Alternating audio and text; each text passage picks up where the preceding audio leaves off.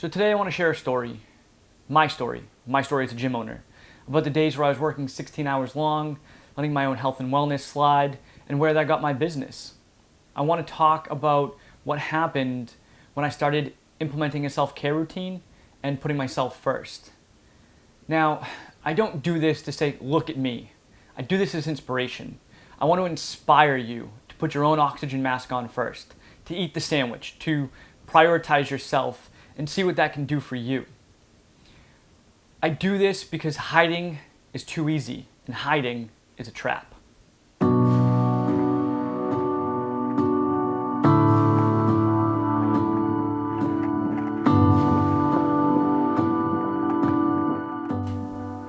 Alright, so it all started when I got my L1. Well, actually that's a lie. It probably started when I was about 7 and I started martial arts.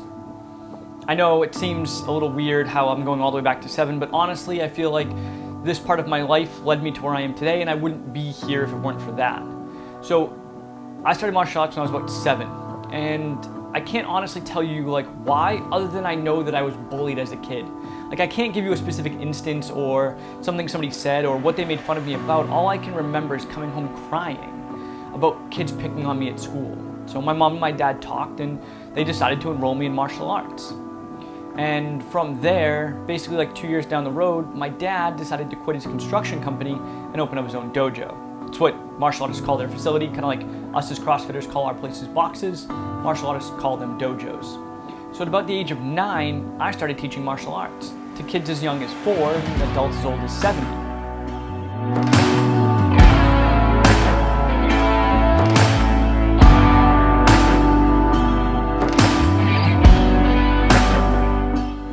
Here's the funny thing, coaching was never the path that I wanted to walk. In fact, I went to school for architecture. Imagine that. Realistically, the entire time, martial arts and opening my own dojo was always plan B. Anyway, back to my level 1. So fast forward, I'm now 25, got a girlfriend, and I'm joining a CrossFit gym. I'm joining because I wanted to get back into fitness, and my wife and I had a few friends, and we all kind of joined at the same time. Well, about 6 months later, I decided to go for my L1, mainly because I just wanted to be better. So a couple weeks go by, and the owner comes to me and he says, hey, I need to start looking for a new job because I'm not making enough running the gym. So I step up and volunteer to coach. And 1 class becomes 2, 2 classes become 6, and before you know it, I'm coaching all the classes.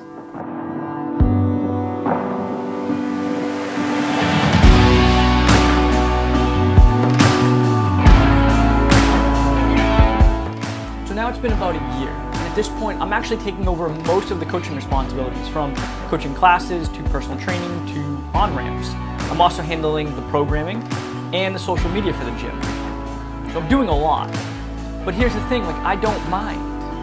I don't mind because I found something that lit a fire in me again. You see, I was working a full-time job at a real estate development company, but I loved coaching. I mean, there were literally days that I would call out of work just so I could go coach.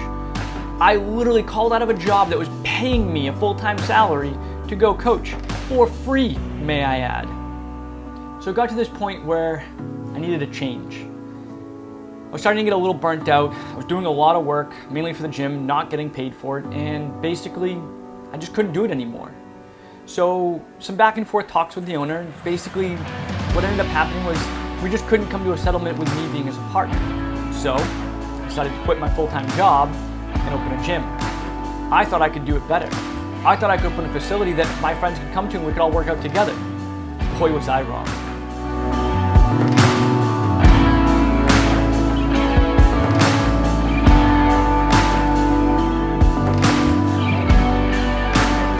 So we opened the gym in December of 2015. It was my full-time job. My wife had another full-time job, but she only worked part-time hours, which was really sweet. So she could be at the gym with me a few days out of the week, which was awesome. But still, I'm coaching 95% of the classes. We opened with a full schedule plus open gym. So literally, I was there all day long. And yeah, at that point, my goal was to be the best athlete in the gym. So I could work out 2 to 3 hours a day, and it was awesome. Except the gym wasn't thriving. It was barely making any money, definitely not enough to pay me, and we were literally living off the salary that my wife was making at her other job. So decided to ask for help. We got a mentor, and working with the mentor and with Mary, we made some changes. Some of those changes some people didn't agree with, and it caused a rift. A rift with some of those friends that I had kind of opened the gym with back from the old one, to the point where like these friends that some of them came to our wedding in Mexico, some of them were in our wedding, we were no longer friends with. But the changes worked. The gym turned around, we started to grow. Until we didn't. We hit a new ceiling. So yeah, the gym grew, but we hit a new ceiling with membership numbers. And I was still coaching 90% of the classes, plus still doing on-ramp. Plus at this point, I'm now also programming, marketing, doing social media. And literally, I was burning myself out. It was getting to the point where I was headed towards a breakdown, and something needed to change again.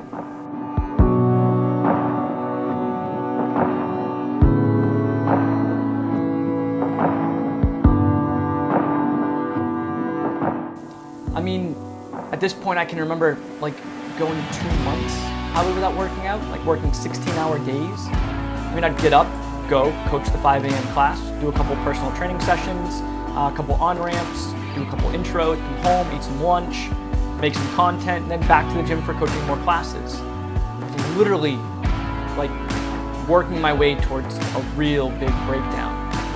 I was about 10 pounds heavier than where I wanted to be, working 16-hour days, not spending any time with my wife or paying attention to her pretty much at all. And the gym hit another cap. Like we just hit another ceiling. And I mean, I can remember I went to a class, I walked into coaching class one time and I had one of my clients ask me, "Are you okay?" Like one of my clients asking me if I was okay. It was supposed to be the other way around. I was supposed to be asking them, "Are you okay? What can I do to help you?" Instead of my clients being concerned about my own health and wellness. Like that wasn't okay. So something needed to change.